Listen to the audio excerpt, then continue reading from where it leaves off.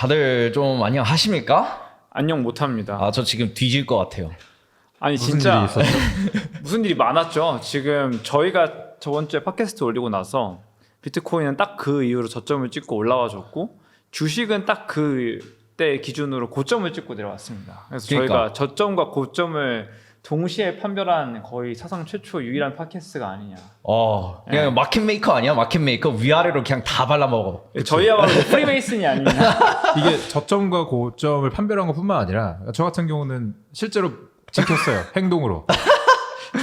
두 분의 아까 지난번 그 팟캐스트를 보신 분들은 아시겠지만 두 분의 감언이설에 제가 휘둘려가지고 하이닉스 정확히 고점에 들어갔고. 아, 근데 비트코인 저점 매수하셨어요? 그건 안 했죠. 아, 그럼 뭐야? 안 한 거잖아. 알렉스님은 저점에서 비트코인을 팔아서 네. 고점에서 하이닉스 매수하신 분이에요. 네, 거의 예술 가까워. 거기까지 그 까발리시면 진짜 가족한테 이 링크를 공유를 못해요 제가. 바이 하이 셀러를 실천하신 분. 참고로 이 팟캐스트 1화에 대해서 제가 아직 그 친지분들이나 이런 분들한테 공유는 아직 안 했습니다. 네네. 이거 조추아의 똥꼬 때문입니다. 이거. 아니, 뭐 이유를 따지면 한 20개가 넘긴 하는데 뭐 아무튼 아직은 공유하면 안 되겠네. 그럼 네 번째 팟캐스트부터. 왜냐면 세 번째 팟캐스트부터 공유하게 되면 그 전 거 또 보잖아요. 한 네 번째부터 공유하면은 세 번째를 볼 거니까 오케이. 세 번째부터 잘하시고 그때 공유하시면 되겠다. 일단은 네 번째까지 할 거라는 대단한 전제를 가지고 말씀하시는 거에 리스펙트를 드리고 그 저는 이 우리 두 번째 팟캐스트 에피소드를 시작하면서 우리 팟캐스트의 나름 순기능이지 않나. 우리가 그리고 또 우리가 저점과 고점을 이렇게 판별해 준 거는 이유가 있다고 생각해요. 왜냐하면 저 같은 사람이 이 사실 하이닉스나 삼성전자에 대해서 이야기만 듣다가 두 분 덕분에 더 자세하게 알게 되고 이제 이걸 사야겠다라고 느끼는 그 시점이 고점인 이유는 사실 예전에 다 이런 알파들이 나왔는데 우리는 그냥 나중에 재조명을 한 것이고 비트코인도 이미 떨어질 만큼 막 떨어지고 있었는데 안 오를 거야 라고 이야기한 시점이 그렇게 얘기를 한 거 보면 우리는 늘 늦었고 앞으로도 또 이러지 않을까. 아니야, AI 메모리 사이클은 이제 첫 이닝이다 라고 저는 굳게 믿습니다. 저는 지금 그냥 조정 사이클이라고 생각해요. 맞습니다. 물린 사람 특. 매수를 하면 되지 않을까. 우리 아직 미국 상장도 제대로 안 했고 갈 길이 멀다. 지금. 하이닉스도 이제 발표해야 되잖아요. 시점 발표해야 되고. 그러니까 네. 오늘 삼성전자 실적 나왔는데 이따가 그거 얘기할 거예요. 네. 지금 아직 그래서 막간을 이용해서 우리의 스폰서 지금 첫 회 넣고 하자마자 리퀴드가 스폰서로 들어왔습니다. 지금 이 아름다운 차트 보이시죠? 네, 이 차트. 차트가 아름답지 않아요. 아는데 그 아름답지 않은 거를 되게 예쁘게 보여주고 있는. 그러니까 이뻐요. UX가 이뻐. 우리 굉장히 리퀴드 이쁘죠. 형님들 감사드리고요. 앞으로도 리퀴드 애용하겠습니다. 네, 첫 번째 토픽으로 우리가 바로 들어가자면 지금 우리가 다 뒤질 것 같은데 외부에서는 또 재밌는 얘기를 하고 있다. 외부에서는 이 한국인 놈들이 레버리지를 너무 많이 해가지고 힘들다. 보면은 지금 한국이 SK 하이닉스가 사실 전 여기 있는 뭐 싱글 스톡, L&I products, total assets, underlying stock average, daily turnover 뭐 이런 차트들이 있어요. 근데 뭐 굉장히 커. 다른 것들에 비해서 이 노란색이 검은색보다 큰 게 레버리지가 많다는 뜻인가 봐요. 맞아요. 역시 네. 실망스럽지 않아. 그래서 이제 여기 밑에 댓글들 보면은 진짜 웃긴 게 막 인도인들이 댓글로 한국인들아 너희들 때문에 우리가 힘들어 제발 레버리지 그만해 코리안들아 막 이런 얘기를 하거든요. 근데 닥쳐 우리는 하고 싶어. 네가 뭔데 우리한테 뭐라 그러는 거야 라고 하고 싶은데 사실 저는 레버리지가 없고 이제 전 현물충이라서 이제 레버리지 1도 없고요. 누구보다도 레버리지를 하게 생기셨지만 누구보다도 레버리지를 가까이 하지 않는다. 칭찬입니다. 참고로 진짜. 우리 업계에서는 이런 게 칭찬이잖아. 디젠이지만 레버리지 대신에 이제 그 마이너스 99%로 갈 확률이 99% 확률인 것들을 많이 했죠. 그래서 이제 마음속으로 위안 삼았던 게 그래도 이건 현물이야. 테크니컬리 이거는 기술적으로는 현물이긴 해. 라고 항상 위안을 삼았죠. 그래서 그 버릇이 그래도 남아가지고 여전히 이렇게 하고 있습니다. 두 분은 레버리지 안 하셨죠? 이 얘기는 갑자기 또 훅 들어오시는데. 다음에 한번 이거 알았어. 저희 아무도 안 해. 저는 예전에 했었어요. 예전에 아주 어렸을 때 했다가 지금은 이제 항상 그 레버리지 찐으로 끝은 당황했어. 레버리지 끝은 항상 이제 장고가 영원으로 수렴하는 거다 네. 보니까 저는 이제 안 하고 있기는 한데 네. 근데 재밌는 것 같아요. 코스피가 맨날 그 몇천 조짜리 시장이 뭐 하루에 막 7% 8%씩 오르락내리락 하잖아요. 네. 전 그게 어쨌든 레버리지 때문이지 않을까라는 생각을 되게 많이 하는데 지금 뭔가 이제 드디어 온 오주의 기운이 이제 한국에 쏠렸다. 많은 사람들이 이제 저희한테 부탁을 하는 단계에 이르렀고 저희는 이제 레버리지를 가지고 이제 국제 협상을 할 수 있지 않을까. 이제 뭐 인도랑 협상할 때 이제 더 이상 레버리지 안 하는 조건으로 뭐 인도한테 뭐 삥 뜯고 사우디에 삥 뜯고 할 수 있지 않을까. 거의 국제 정치에 이제 레버리지가 진짜 리터럴 레버리지가 되고 있지 않나. 네. 네, 그런 생각을 하는데. 멀리도 간다. 그래서 알렉스님이 이 링크를 공유를 해주셨었어요. 코스피를 흔든 3전 하이닉스 2배 레버리지. 나는 근데 이거 보면 약간 귀여워. 그죠? 2배? 야 장난 아니야 2배? 야 두 배는 거의 현물 아닌가요? 현물이죠. 네. 현물이죠. 그, 현물. 그래서 나는 이거 보면서 그래 좀 레버리지가 맞긴 한데 이거 2배 가지고 왜 이래? 약간 저는 그 생각이 들어서 이게 그렇게 대서특필할 일인가? 약간 그 생각을 했거든요. 근데 뭐 이게 실제로 뭐 리밸런싱 어쩌고 저쩌고 그런 얘기 나오면서 이게 우리의 전체 증시를 흔드는 어떤 원인이 된다라고 이제 나오니까 뭐 그런 가보다는 해요. 근데 아니 레버리지 뭐 단일 종목 레버리지 그렇게 심한 건가? 조금 의구심을 조금 표하긴 합니다. 사실 저는 어렸을 때 25배 레버리지가 기본이었기 때문에 이 2배 레버리지는 사실상 유사 현물이라고 저는 취급을 하거든요.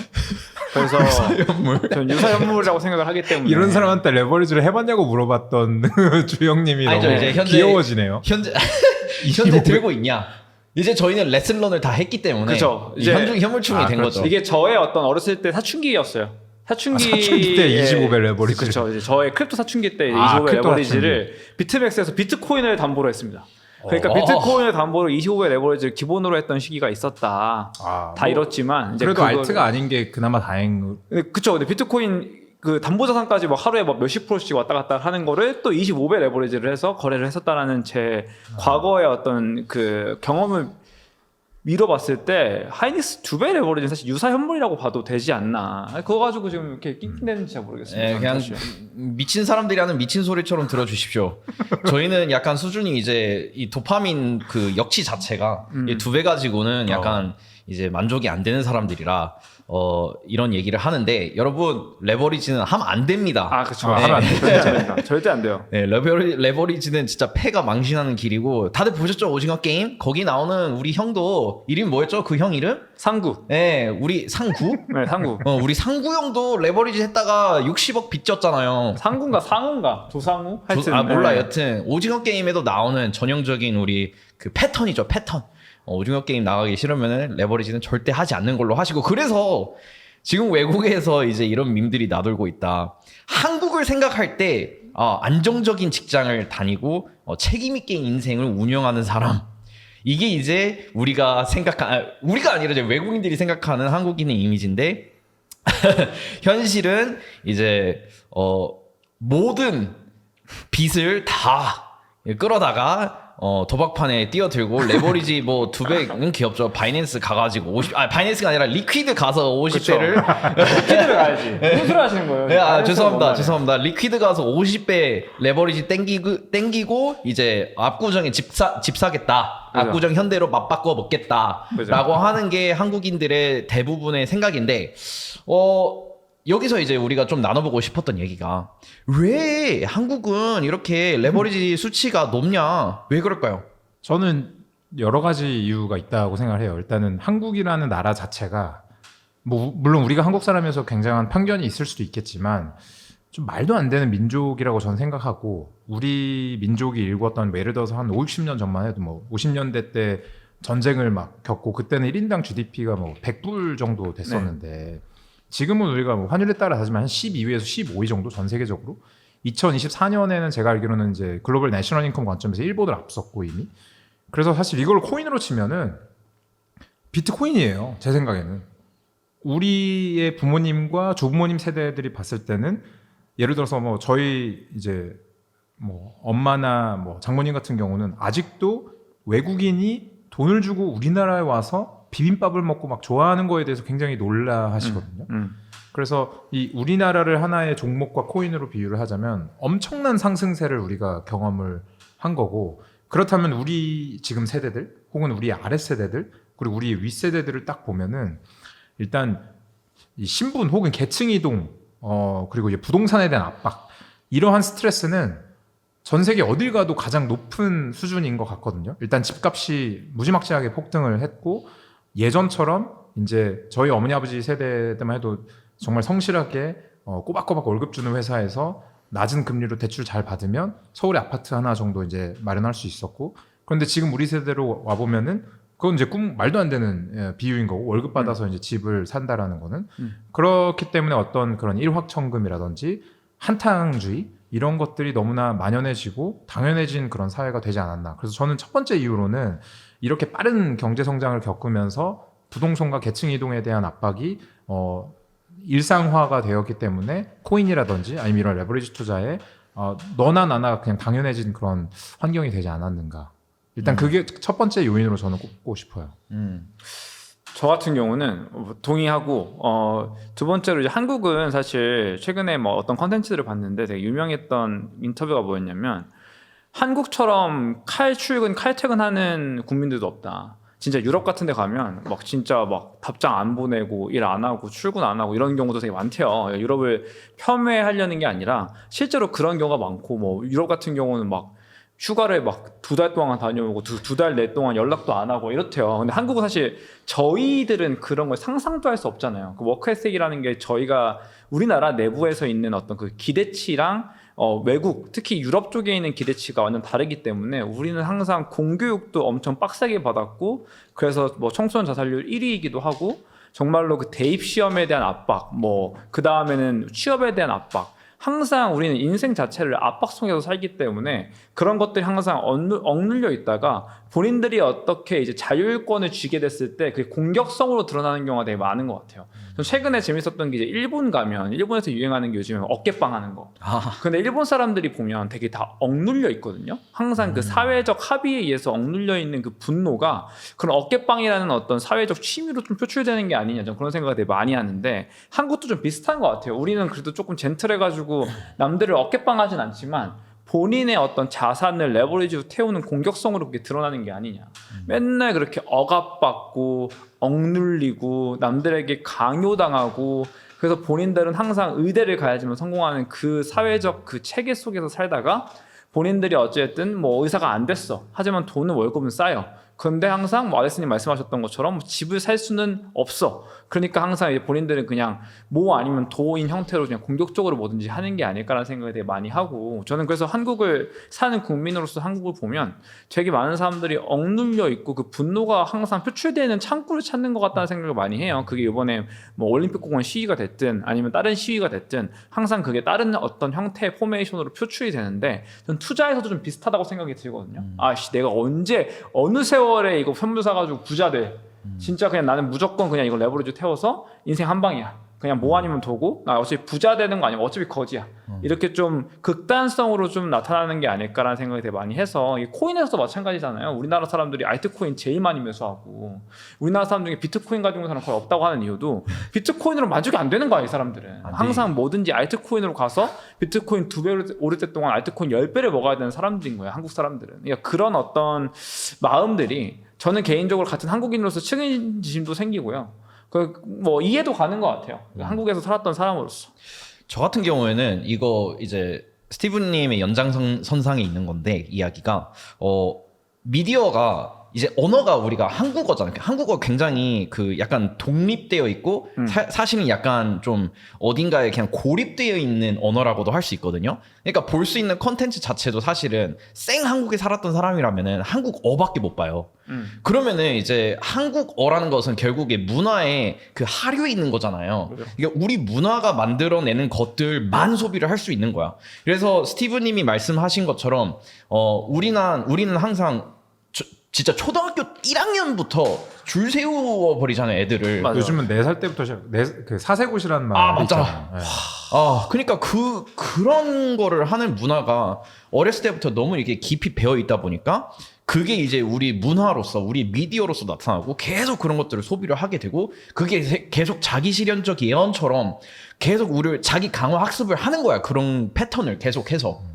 그래서 이제 막 남들이 이상적인 것을 우리 사회가 말하는 이상적인 것들을 이뤘을 때 나도 무조건 해야 돼. 안 그러면 안 돼.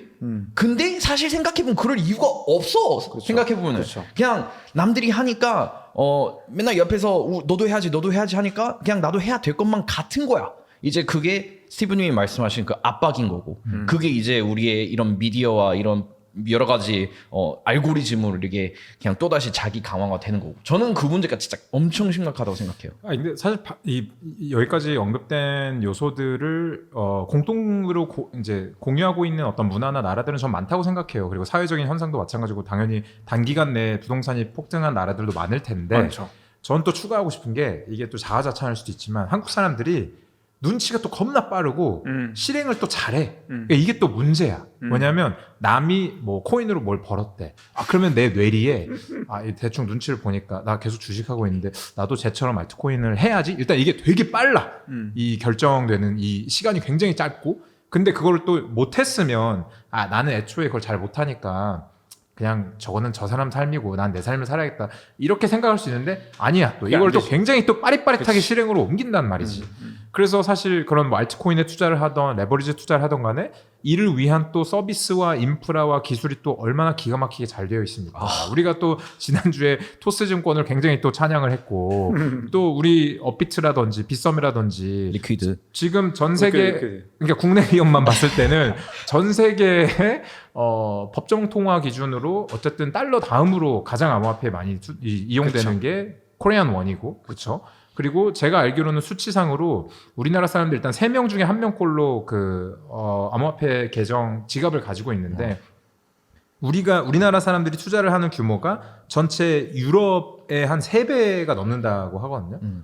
이거는 저는 그러니까 어쨌든 우리나라는 굉장히 특이한 곳이고 우리나라 민족도 되게 특이한 민족이다. 그래서 되도록이면 이게 좀 긍정적인 방향으로 이런 에너지가 발산이 되면 좋지 않을까라는 생각을 늘 하고 있긴 하죠. 그래서 그 쇼츠도 봤는데 그 어디 유럽 국가 같은 데 가면은 당신의 직업이 이렇게 처음에 만날 때 너 이렇게 그래서 너는 뭐 해라고 많이 묻잖아요. 한국은 많이 묻고 사실 미국도 그렇거든요. 그렇죠. 미국도 그래서 뭐 너 무슨 일을 하면서 살아 이게 거의 첫 소개인데 유럽에서는 그런 걸 안 한대요. 난 유럽에 안 살아봤으니까 모르는데 거기서 많이 드러나는 것 같아요. 옛날에 그런 스탠드 코미디언인가 그런 이야기를 했었어요. 프랑스에서 누가 뭐 당연히 프랑스 뭐 이렇게 소풍 간 자리에서 바게트 빵을 먹으면서 그러니까 누가 이렇게 연기를 하는 자리였는데 막 What do you do 이랬는데 뭐 프랑스 사람이 What do I do? I walk, I breathe, I eat, I drink 이런 얘기를 했다는 거야. 당연히 물어본 사람은 이제 직업이 뭐냐라고 물어본 건데. 굉장히 철학자 같은 답변이 나오네요. I eat, I walk, 너무 당연한 이야기긴 하죠. 우리 또 철학 전공하신. 그렇죠. 이게 사실 그냥 여유에서 나오는 것 같아요. 그냥 어쨌든 유럽은 굉장히 수천 년간 이 전 세계에 패권을 쥐고 흔들던 대륙이고 우리나라 같은 경우는 늘 식민지화되거나 항상 뒤처져 있는 국가였다 보니까 이거를 단기간 내에 따라잡으려고 하다 보니까 너무 조급한 것도 전 분명히 있고 전 이거 말고도 우리나라를 대표하는 그 통계는 진짜 많아요. 예를 들어서 전 세계 명품관 중에 제일 매출 많이 나오는 곳이 신세계 박람점 명품관이라고 하고 그런 것들을 보더라도 우리나라 사람들은 굉장히 보여주는 과시의 소비를 굉장히 많이 하고 그 다음에 그 레버리지도 굉장히 많이 하고 뭐든지 항상 공격적이고 극단적이에요. 그래서 우리나라는 항상 그 모든 통계 지표를 보면 다 1등 아니면 진짜 밑바닥이야. 그래서 뭐 자살률 같은 경우는 당연히 늘 항상 월드 리더고. 네, 그리고선 뭐 항상 럭셔리 소비도 항상 그 per capita로 보면 거의 1등이고. 저는 그런 걸 보면서 우리나라는 정말 중간이 없는 것 같다는 생각을 되게 많이 하고. 저 역시도 그렇고. 그러니까 인스타그램이라는 거는 당연히 전 세계에 다 있지만 우리나라가 그 인스타그램을 가장 극단적이고 가장 공격적으로 사용하는 나라 중에 하나인 것 같아요. 어떤 패턴이 있는 거죠? 인스타그램에는? 그러니까 인스타그램에는 보통 이제 원래 모든 전 세계 표준이라고 생각해요. 이게 전 세계 놈인데 다 자기가 행복한 것들만 올리려고 하잖아요. 사람들이 뭐 불행한 거 올리고 싶진 않잖아요. 저도 뭐 제 불행한 것들 나와가지고 저 이래이래해서 불행했어요라고 이야기하진 않는 게 당연한 인간의 본성인데 당연히 행복한 것들만 올리니까 사람들이 저 사람들 행복하다라고 생각을 하는 것까지 좋아. 근데 우리나라는 행복을 만들어내. 예, 그냥 본인이 행복하지 않은데 어떻게든 인스타그램을 위해서 돈을 쓰는 지경까지 다다른 거야. 그러니까 자기 인생에서 행복한 순간들이 있고 그 순간들마다 인스타그램에 올리는 거 좋다 이거야. 그런데 인스타그램이 자기의 행복의 목적이 돼버리는 순간 이게 정말로 완전히 그냥 선도가 되는 거잖아요. 바뀌는 거잖아요. 근데 항상 우리나라 사람들은 보면 인스타그램을 올리기 위해서 뭐 시그니엘 가가지고 맛있는 거 찍어 올리고 뭐 인스타그램에 올리기 위해서 카페를 가고 이게 지금 아예 행위와 목적이 바뀐 거잖아요. 전 그런 걸 보면서 그래도 제 미국 친구들은 그 정도까지는 아니거든요. 제 미국 친구들은 그냥 행복한 순간이 삶을 살다 보면 있고 그 행복한 순간을 공유하는 정도예요. 그게 당연히 인스타그램에 어떻게 보면 존재했던 이유이고 당연히 뭐 미국 사람들 중에서도 안 그런 사람들도 있겠습니다만 우리나라 사람들이 그게 특히 과도하다라는 거죠. 네, 그런 걸 보더라도 아마 이런 것들이 다 상관관계가 있지 않을까요? 이런 레버리지 투자와 이런 것들이. 그걸 하기 위해서 레버리지를 해야 된다. 그죠. 인스타그램에다가 이쁜 거 올리려면은. 그렇죠. 그리고 사실 뭐 우리나라가 중간으로 잘하는 게 있긴 하죠. 없진 않습니다. 뭐 월드컵을 예를 들자면 잘하죠. 우리 홍명보 너무 잘해가지고 지금 LA 여행 갔잖아요. 그러니까 여행 그것도 인스타그램 찍어 올리려고 가셨잖아요 지금. 근데 저는 이제 우리가 물론 저는 자기 비판적인 자세는 되게 중요하다고 생각을 해요. 네네. 우리도 이제 방금 스티븐이 말씀하신 부분이나 뭐 우리가 지금 다 공유하는 내용을 어느 정도 다 우리도 갖고 있기 때문에 이런 이야기를 하는 것이기도 그렇죠. 하지만 그러니까 저는 그런 의미에서 이런 생각 되게 많이 했어요. 근데 나는 왜 계속 한국에 살지? 그러니까 특히 저는 외국에서 원래 이제 미국에서 학교를 그러니까 한국에서 학교 다니다가 한국에서 자랐고 미국에서 학교 다니다가 싱가포르에서 일을 하다가 이제 한국에 돌아와서 결혼도 하고 이제 아이도 갖고 가족을 꾸리면서 이제 한국에 정착을 하게 되었는데 저는 결론적으로는 근시일도 아니죠. 한 5년, 10년 내에 해외에 나가서 살 계획이나 생각이 1도 없어요. 그러니까 우리나라만큼 살기 좋은 나라가 저는 없다라고 생각이 드는 요소들이 몇 가지가 있는데 방금 이야기가 나와서 그런 건데 이제 막 되게 빡세고 사람들이 경쟁의식에 쩌들어 있고 공격적 이런 얘기를 했잖아요. 근데 이런 얘기하면은 어떻게 받아들이실지 모르겠지만 약간 이런 에너지, 그러니까 사람들이 되게 절박하고 되게 비판적이고 막 빠릇빠릇하고 이게 되게 짜릿할 때가 있어. 그러니까 이런 에너지가 되게 역동적이고 물론 부정적인 그런 요소들도 있긴 하지만 예를 들자면 한국에서 살면서 내가 걱정을 안 해도 되는 게 우리가 이제 정치인들이나 보통 정부에 대해서 이야기할 때는 욕하는 게 제일 쉽잖아요. 왜냐하면 내가 실제로 그 자리에서 뭐 정책을 제안하거나 뭐 일을 하는 것도 아니지만 이런 뉴스를 접할 때는 대부분이 잘못했다, 이거 잘못했다는 이야기가 나오니까. 그런데 우리나라에서 살다 보면은 이 시민들의 비판의식과 수준이 전 굉장히 높다라고 생각을 하거든요. 그러니까 중앙정부에서 그런 어떤 목소리들을 제어를 하거나 아니면은 이 중앙정부에서 하는 정책들이 터무니없이 우리의 삶을 어떤 권리를 침해하거나 이런 수준은 비교적 아니라는 생각을 하거든요. 그래서 이러한 어떤 빠듯함과 우리나라의 그 사람들의 어떤 저력, 에너지 이런 것들이 막 아우러졌을 때 이 한 편의 K 드라마 같은 K 드라마 실사판이다. 뭐 정말 정치를 봐도 그렇고 경제를 봐도 그렇고 그래서 이게 재밌을 때도 있고 나도 이런 걸 보면은 내가 열심히 살아야지, 열심히 일해야지, 나도 열심히 행복을 추구해야지. 물론 이제 말씀하셨던 그 주객이 전도돼서 어떤 가상의 내가 생각할 때 어떤 가상의 현실을 가지고 주객이 전도되는 삶을 살면 안 되겠다라면 하면서 이제 저의 중심을 잡을 때도 있지만 우리나라는 그런 의미에서 긍정적인 측면에서 되게 다이내믹하다고 느낄 때가 있어요. 저도 사실 뭐 한국에 대해서 뭐 한국에서 얼마까지 살 거냐 하면 그러니까 돈이 많다라는 전제하에 지금 돈이 없기 때문에 조금 아직 언디사이드 되어 있는데 아직 정하지는 않았지만 돈이 많다는 전제에 한국만큼 살기 좋은 나라는 없다. 저도 그렇게 생각을 하는데 저는 그런 것 같아요. 저는 제가 생각하는 가장 이상적인 국가는 뭐 지금도 늘 그렇지만 전 초기 미국이라고 생각을 하거든요. 지금의 미국은 또 아니야. 지금 미국도 진짜 지금 뭐 마약의 나라가 아예 안쪽으로부터 굶었기 때문에 만약에 저의 자식을 미국으로 유학 보낸다? 저는 좀 뭔가 불안할 것 같아요. 제 자식을 저의 터치 없이 뭔가 미국에 유학을 보내고 뭐 홈스테이를 시키고 이렇게 한다고 했을 때 그 아이가 얼마나 안 좋은 영향을 받을 수 있을지 가늠이 안 가기 때문에 유럽은 전 당연히 안 보냈고 모르겠어요. 유럽의 그 여유로움이 저는 자칫 잘못하면 나태함으로 빠질 수 있다고 생각이 들어서 그래서 그런 것들을 다 총 짚어해봤을 때 한국이 어떻게 보면 좀 밸런스적으로 좋은 부분들은 있는 거는 같은데 저는 그럼에도 불구하고 뭔가 한국이 아직까지 뭔가 제가 가졌을 때 제가 그냥 한국의 국민으로서 봤을 때는 조금 불만스러운 부분들은 좀 많이 있다. 뭐 예를 들어서 뭐 전 지금도 한국 사람들 아까 말씀하셨던 것처럼 뭐 정부가 침해 안 한다고 생각을 하실 수도 있는데 저는 정부가 굉장히 많이 침해한다고 생각을 하거든요. 또 7월 7일 날부터 오늘 시행되는 그 정보통신법만 법안 그 개정안 같은 경우도 사실 가짜 뉴스를 근절한다고는 하지만 굉장히 어떻게 보면 표현의 자유를 침해하는 법안이라고 생각을 하고 그 외에 수많은 법안들이 이제 통과가 되고 있는데 말을 하는 사람으로서 컨텐츠를 하는 사람으로서 이제 이렇게 뭔가 표현의 자유들을 막 금지시키고 정치인들이 대놓고 나와가지고 특정 발언에 대해서 정치성을 부여하고 이런 작금의 상황들은 똑같이 얘기하고 팟캐스트를 하는 입장으로서는 굉장히 올바르지 못하다. 근데 뭐 미국도 마찬가지입니다. 근데 그렇긴 한데 전 이런 정치적 올바름이라든지 이런 것들을 뭔가 국가나 정치인 딴에서 뭔가 대놓고 뭔가 제지하거나 억압하는 작금의 상황들은 우리나라도 좀 뭔가 많이 좀 반성해야 되지 않을까. 네, 그런 생각들을 많이 하죠. 그런 거 확실히 있죠. 근데 저는 이제 살아보니까 이제 여기저기 좀 살아보니까 근본적으로 인간은 비슷하더라고요. 이게 그러니까 문화들이 다 가지각색이긴 한데 각각의 인간으로 이렇게 다 이렇게 파고 들어보면은 뭐 그냥 비슷한 것 같아요. 어느 정도 베이스가 다 뭐 인간이니까 비슷하겠죠.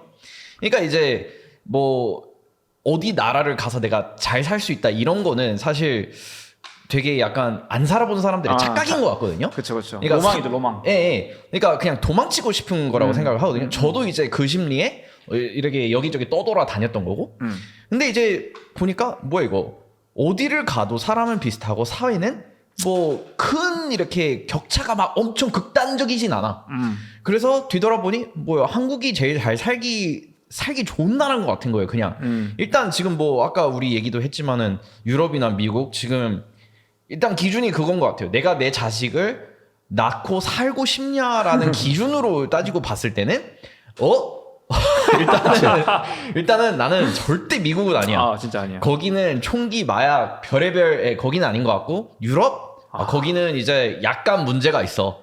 제가 그냥 영상으로도 많이 보지만 거기 좀 뭐 우리나라하고 비슷한 법들이 있죠. 그런 영국에서도 이제 무슨 뭐 극우 발언을 하면은 뭐 똑똑똑 경찰이 막 찾아오고 그런 경우들도 이 뉴스로 많이 보고 또 이제 거기는 이민자 문제가 굉장히 심각해서 그렇죠. 그 이민자 문제가 근데 이제는 일본에까지도 지금 엄청 크게 대두되고 있고 맞아요. 한국은 나름 거기서 자유롭다. 그래서 이제 우리나라도 이제 곧 있으면 일본의 전철을 밟지 않을까. 라는 생각도 하긴 하지만 아직은 아니니까. 그리고 사실 우리 같은 사람들이 살아서 그걸 또 어느 정도 바꿀 수 있는 거잖아요. 우리가 또 이런 데서 이렇게 떠들고 하면은. 그러니까 이제 아직은 한국은 그 저력이 있고 뭐 살다 보니까 좀 막 이렇게 피한다고 이게 해결되는 일도 아니고 그냥 나 자신을 바꾸는 그 내 마인드셋을 바꾸고 살면 된다. 아까 그런 우리나라 사회에 그런 안 좋은 점들이 많다고 우리가 얘기를 했지만 사실 그런 것도 무시하면은 문제가 안 되는 거거든요. 그냥 이제 사람들이 SNS 이거 보여준다고 어쩌라고 나 안 보여주고 그냥 행복하게 살 수 있는 거거든요. 그죠, 명품? 그죠. 없어도 돼. 그냥 티셔츠 이거 5만 원짜리 그냥 5만 원, 2만 5천 원짜리 그냥 입고 다니면은 아무 상관없거든요. 근데 이제 그렇게 해야만 한다는 이게 마음속에 이 함정이죠. 마음속에 내 스스로 만드는 이 굴레 같은 거죠. 내 그거를 스스로 내 마음을 그렇게 마음가짐을 그렇게 먹어버리니까 그렇게 우울해지는 거죠. 근데 이제 거기서 해방되면 이제 필요가 없는 거지. 모든 게 다 그냥 편의점 알바하면서 그냥 이제 히키코모리가 될 수 있는 거지. 네. 근데 그러니까 저는 뭐 우리가 유럽도 일반화를 하는 거잖아요. 북유럽도 다르고 뭐 동유럽도 다르고 하잖아요. 그쵸, 다르죠.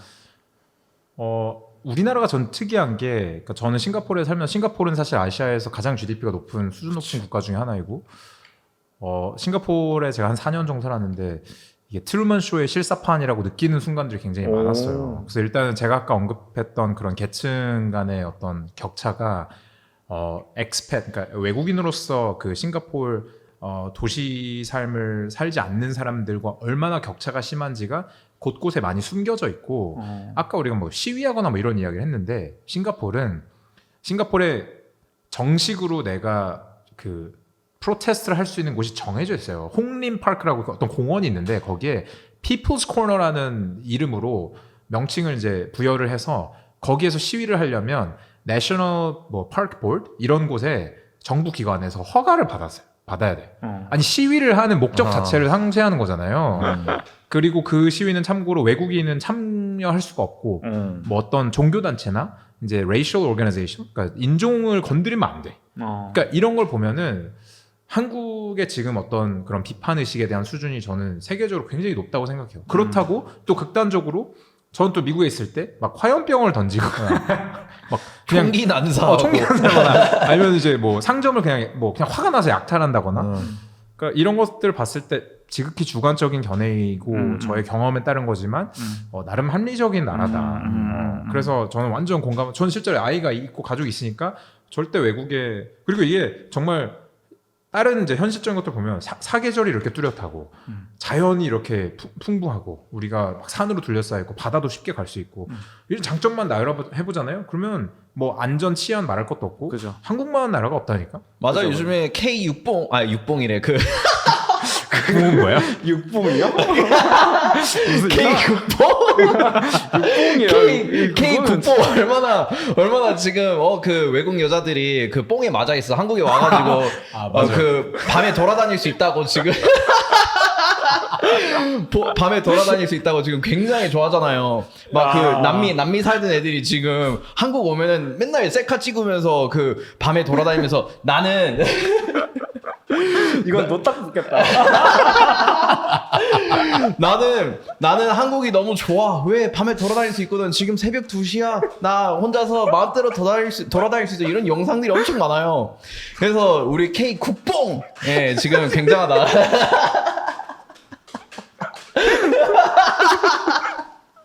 아니 저는 우리 촬영하면서 거의 지난 에피소드 때 편집을 안 했잖아요. 네. 이번에는 좀 나올 것 같다는 생각이 아니야 들어요. 이거 저분이 말씀하신 거 잘라야 될 것 같아. 아 이거 자를 수 없어. 그래서 제가 그 분위기 전환 좀 합시다. 우리 오케이. 그 리퀴드의 코인베스트라는 걸로 이번에 왜 내렸는지에 대해서 이야기를 했는데 일단 코인베스트가 뭐냐? 그냥 이거 연결해가지고 얘네가 뭔가를 만들어서 AI에다가 연결을 해가지고 챗GPT나 클로드에다가 연결을 해가지고 이게 MCP예요. 그래서 얘네한테 물어보면은 얘네가 자체적으로 또 AI가 헐루시네이션을 겪지 않고 좀 더 정교한 대답을 할 수 있는 그런 것들을 만들었어요. 그래서 이번에 스위스의 UBS 은행이죠. 거기에서 이제 관련 그 메모리 관련주를 바이더디파라고 얘기를 했는데 왜 내리냐 제가 물어봤어요. 이게 전형적인 바이더 루머 셀더 뉴스였다. 그러니까 이제 실적이 전부 다 지금 반영이 됐다 가격에. 그래서 지금 엄청 내린 거고 이제 여기서 그래서 실적이 그래서 더 오를 수 있냐라고 하는 그 물음이 나오는 단계다. 그렇기 때문에 지금 바이더딥을 몰빵을 하는 건 좀 아닌 것 같고 할 거면은 DCA 천천히 하고 타임 프레임을 더 길게 봐라. 이런 식의 답변을 내려주더라고요. 그래서 이거 보면서 쓸만하네. 라고 생각을 많이 하게 됐습니다. 저는. 이 코인베스트라는 결국에는 가치 투자가 아니라 가치 함께 투자하자라는 뜻이잖아요. 네. 저는 그래서 되게 좋은 게 저는 원래 지금도 저는 에이전트 만들어가지고 항상 에이전트한테 조언을 받거든요. 네. 야 지금 관련해가지고 데이터 관련해서 줘, 뭐 실적 관련해서 줘. 근데 그런 것들을 이제 리퀴드 코인베스트를 통해서 직접 할 수 있는 거니까 네. 저는 그런 걸 통해서 이제 하이닉스라든지 지금 저가 투자하고 있는 주식 같은 것들도 많이 물어볼 생각이고 그럼 뭐 비트나 뭐 이더 같은 경우 뭐 저희가 뭐 소위 말해 전문가라고는 하지만 사실 뭐 저희가 뭐 얼마나 전문가겠어요 사실 뭐 주식 뭐 차트 볼 줄 모르고 뭐 모르기 때문에 또 정보가 항상 엄청 많은데 저희가 거의 다 알 수 없기 때문에 이런 코인베스트가 되는 걸 통해서 정보를 좀 어그리게이트 해올 필요는 있다. 그럼 그렇게 해가지고 좀 투자를 조금 잘할 수 있는 방법이 좀 있잖아요. 이것도 공짜 아닌가요? 예, 이거 공짜예요. 네, 공짜니까 공짜로 그냥 리퀴드 통해서 그냥 하고 조언 받아서 투자를 하는 거는 굉장히 좋은 선택인 것 같다. 네. 그런 생각이 좀 드네요. 리퀴드 많이 사랑해 주십시오. 저는 이게 금융의 어떤 미래의 단면을 보여준다고 생각하는 게 더 이상 우리가 이 감정에 휘말려서 인간이 스스로 오를 것 같아, 내릴 것 같아. 그리고 내가 아무리 정보를 많이 갖고 있어도 이 일일이 팩 체크하기가 너무 어려웠는데 이렇게 그냥 쉽게 타이핑을 통해서 채팅하듯이 최대한 공정하고 객관적인 팩트를 통해서 나의 감정을 추스르고 투자를 한다면 저희 같은 꼴이 나지 않을 수 있지 않을까. 그렇죠. 미래는 밝다. 지금도 뭐 DCA 하라고 하잖아요. 저 같은 경우 그냥 다 사거든요. 지금 DCR라고 하는 거 그쵸. 보면 예, 분할 매수. 그쵸, 중요합니다. 그러니까. 어차피 딸깍하는 건 인간이다. 그죠. 그래서 사실 이런 AI 분석 좋지만 그 자기 감정 다스리는 게 더 중요합니다. 그렇죠. 근데 네. 다스리기 위해 중요한 게 이런 코인베스트 같은 툴이다. 맞습니다. 그렇죠, 맞습니다. 그렇죠. 네. 그럼 바로 다음 토픽. 네, 우리 좋습니다. 좀 뜨거웠죠, 이거. 한국에서 뭐 엄청 뜨거웠진 않지만 약간 그 온탕이었죠, 이거. 완전. OUSD라는 게 나왔대. 그래서 이게 뭐 한국의 여러 가지 뭐 은행이나 증권사하고 파트너십을 맺었대. 근데 뭐 갑자기 이런 우리나라 그 기관들이 갑자기 아니래. 그래서 이런 거에 대해서 이제 우리 쿠쿠쿰님이 여기 트위터 아주 기가 막히게 해주셨죠. 파트너십의 그 전형. 나는 뭐 어디 기업 뭐 나는 애플하고 파트너야라고 발표를 한 크립토 그 기업들이 좀 있을 거예요. 내가 모르긴 모르지만 어딘가 있을 거야. 애플도 있고 가장 이제 많이 쓰이는 게 엔비디아죠. 나는 어디에 하고 엄청 큰 테크 기업이랑 파트너야 해가지고 자기 로고를 이렇게 딱 붙여. 근데 알고 보니 나는 엔비디아의 무슨 엑셀러레이터 프로그램에 사실 뭐 자원 받는 것도 아니고 뭐 아무것도 받는 것도 없고 그냥 거의 뭐 그냥 형식상의 어떤 파트너십 같은 것들을 이렇게 내세우면서 우리는 뭐 이런 대단한 기업이야 이런 식들을 많이 하죠. 그래서 이런 거를 해버렸다라고 이제 쿰님이 여기다가 그 밈을 하나 올려주셨는데 여기에 대해서 이제 알렉스님이 아까 그렇게 할 말씀이 많으시다고. 이건 진짜 알렉스님이 하실 말씀이 많을 게 네. 알렉스님은 사실 직업이시잖아요. 네. 이걸 업으로 하고 계시잖아요. 지금 아시아 저게 총괄로서. 허위 그러니까 뉴스를 내는 허위 파트너십이 아니라 그러니까 이제 아시아 총괄로서 이제 레이어 제로도 사실 정말로 뭐 수십 개 수백 개의 기업들과 이제 협업을 하고 있잖아요. 근데 저는 이제 레이어 제로가 실질적인 협업을 하고 있다는 걸 알지만 어쨌든 지금 알렉스님은 허구 속에서 지금 실질적인 일들을 하고 계신 입장에서 이런 작금의 OUSD 사태를 봤을 때 어떤 생각이 좀 드신지도 좀 궁금합니다.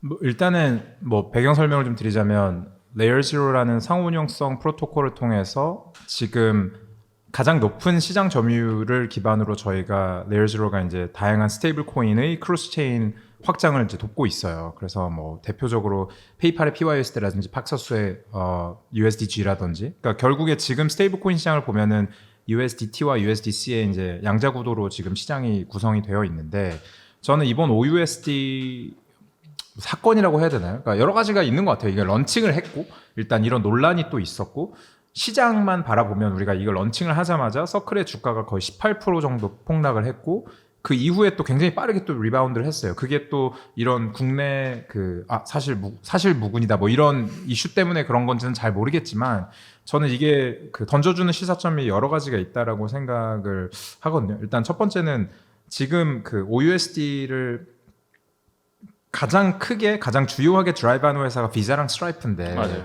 비자 같은 회사는 일단 한국 지사도 굉장히 큰 규모로 있고 트위터에 떠돌아다녔던 밈처럼 그래서 지금 컨소시엄이 한 140업체가 같이 했다라고 하는데 뭐 누군가는 그런 트윗을 봤어요. 이거 뭐 어디 콘서트장 가가지고 누가 종이 한 장 들고 다니면서 동의하십니까 해가지고 예라고 하면 그냥 모아놓은 거 아니냐.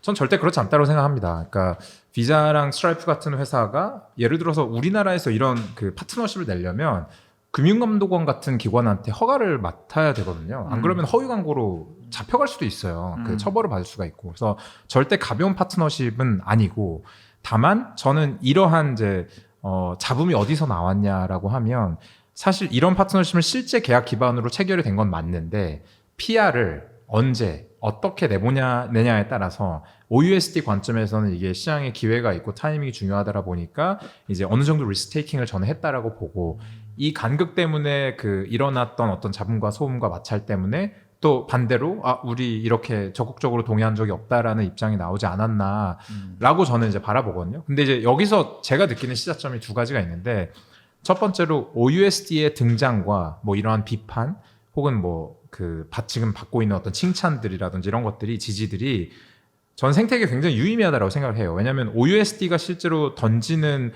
질문들은 현재 아까 말씀드렸던 것처럼 이제 독과점을 하고 있는 스테이블 코인 발행사들한테 던지는 뭐 발행이나 환매나 이런 것들에 대한 어떤 수익 모델에 대한 어떤 그 의문점, 이제 우리가 OUSD를 발행했을 때 우리는 파트너들과 이런 수수료를 나눠 가질 거야. 아니면은 볼륨 제한이나 뭐 리저브 이자에 있어서 우리는 훨씬 더 낮은 비용으로 더 오픈된 파이낸스를 할 거야가 OUSD의 이제 의의인데 저는 이러한 어떤 질문들이 우리 업계나 그러니까 스테이블 코인이라는 어떤 한 파이를 훨씬 더 크게 만들지 않나라는 이제 첫 번째 시사점이 있고 두 번째는 이제 저는 한국과 이 아시아에서 이제 BD를 하는 사람 관점에서 이게 쉽지 않습니다. 그러니까 쉽지 않다는 게 어떤 의미냐면 우리 업계에서는 특히 뭐 지금 굉장히 뭐 L1, L2 가릴 것 없이 크립토 애플리케이션이면 이런 파트너십이나 MOU 같은 이제 언론 보도가 마치 이제 마케팅의 수단처럼 그냥 한번 그냥 내보내고 그냥 없어지는 것처럼 그 일반화가 안 됐으면 좋겠는 게 실제로 그러한 기사들과 언론 보도들이 많은 건 사실이긴 하지만 특히 한국에서 아시아에서 이러한 그 특히 외국의 프로토콜이나 프로젝트들의 사업 개발을 하는 사람들의 KPI들이나 그런 사람들 일을 하는 걸 보면 실제로 할 수 있는 게 많이 없어요. 왜냐? 지금 스테이블 코인과 실물자산 RW에 관련된 업무에 있어서 굉장히 규제 집약적이고 의존적인 요소들이 많기 때문에 애초에 프로덕션 레벨에서 은행이나 기관들이랑 같이 대놓고 드러내고 할 수 있는 게 많이 없다라는 말이죠. 그러면 MOU를 왜 체결을 하냐? 첫 번째, 이 샌드박스 안에서 혹은 실제로 파일럿으로 실제로 실험을 할 수 있는 가능성을 높이는 것도 사실이긴 합니다. 뭐 이게 L1이 됐던 L2가 됐던 아니면 어떤 특정 애플리케이션이 됐던 간에 저희의 기술을 쓰셔서 스테이블 코인 관련된 사업이나 실험 이렇게 할 수 있어요를 그러니까 그 세상에 어쨌든 내보내는 게 이제 MOU의 역할이기도 하고 두 번째는 실제로 뭐 기본적인 가상자산 기본법이라든지 이런 것들이 시행이 되었을 때 특정 기관이나 뭐 대기업과 물꼬를 트는 작업이기도 하잖아요. 그래서 저는 이러한 MOU나 언론 보도가 아예 의미가 없는 그냥 한낱 마케팅 수단에 불과한 행위는 아니지만 이제 그 이 배후에는 열심히 본인의 업무에 최선을 다하면서 이런 대기업들과 금융기관들과 이런 협업을 이끌어내는 노고들이 많이 있다고 생각이 들어서 저는 이제 이런 뉴스를 보면서 좀 안타까운 부분들도 있었고 왜냐면 이런 노고들이 좀 이 사람들 그냥 뭐 코인 펌핑하려고 하는 거 아니야라고 일반화되지 않았으면 좋겠다는 생각이 좀 많이 들었어요. 저는 사실 이 뉴스에서 조금 음모론 같은 생각이 좀 들었거든요. 주영님이 좋아하는 좀 음모론을 좀 얘기를 하자면 저 맨 처음 이 발표를 아마 제가 한국에서 제일 먼저 다뤘을 거예요. 아마 텔레그램이나 이런 데서 제가 제일 먼저 얘기를 했었고 제가 실제로 뭐 여기 오픈 스탠다드 웹사이트 들어가가지고 그 기업들 리스트업 다 해가지고 제가 텔레그램에 옮겼거든요. 저는 저희 내부 슬랙, 저희 퍼플러스 내부 슬랙에 어떤 얘기를 했냐면 내가 금감원장이면 지금 당장 여기에 있는 한국 기업들한테 전화해가지고 빠따 한 번씩 다 쳤을 것이다. 왜냐하면 내 허락도 없이 한국은행장도 마찬가지고 내 허락도 없이 내 컨펌도 없이 지금 니들이 미국 외화 스테이블 코인 발행에 참여해? 저는 그게 어떻게 보면은 국내 어떤 규제를 진짜 멋투로 안다라는 생각이 들 것 같다는 생각이 든 거예요. 물론 이게 아까 알렉스님 말씀하신 것처럼 사전 협의가 됐는지 안 됐는지 모르겠지만 만약에 이걸 금감원이나 어떤 금융감독원이나 이런 데서 몰랐다고 하면 전 이건 굉장히 짜증날 만한 뉴스라고 생각을 하거든요. 지금 우리나라 안 그래도 뭐 외화 유출이니 뭐니 하면서 지금 어떻게든 원화 스테이블 코인 잘 설계하려고 막 5대 금융지주 중심으로 발행하겠다 막 이렇게 하고 있는데 그런 와중에 막 갑자기 한국 기업들이 뭐 스트라이프랑 비자랑 함께 해가지고 뭐 전 세계 수많은 대기업들과 뭐 USD 기반의 스테이블 코인을 발행하고 유통하는데 참여하겠다? 이거는 저는 나를 바이패싱했다라는 생각이 좀 들 것 같고 굉장히 빡칠 것 같다는 생각이 좀 들었어요. 저는 그래서 이게 바로 해명이 안 나고 한 하루 있다가 해명이 났잖아요. 우리는 잘 몰랐다고 얘기를 한 게 저는 이게 뭔가 음모론입니다. 이건 제가 거짓을 사실처럼 얘기하는 건 아니기 때문에 제가 이걸 사실이라고 얘기하는 건 아닌데 이럴 수도 있지 않을까. 한국의 어떤 관료주의와 한국의 어떤 그 정부의 특성을 봤을 때 분명히 이 기사를 접하고 뭐 이들에게 연락을 해가지고 야 너희 이거 뭐야 우리랑 사전 합의 없이 이런 것들 왜 참여해라고 이야기를 하실 수 있지 않았을까? 그럼 그래가지고 이제 그럼 우리가 종종 보도를 내겠다라고 해서 이야기를 했을 수도 있지 않을까라는 생각을 전 개인적으로 하기는 하거든요. 그래서 전 처음에 이 보도가 나왔을 때 과연 뭐 두나무, 뭐 신한은행, KB 뭐 이런 회사들이 얼마나 이 OUST를 가지고 참여할 수 있을까 생각을 되게 많이 했던 게 애초에 일단 국내에서는 불가능할 거라고 생각을 했고요. 왜냐하면 애초에 지금 국내에서 원화 스테이블 코인 발행에 대한 논의와 어떤 법적 절차까지 안 밟힌 상황에서 갑자기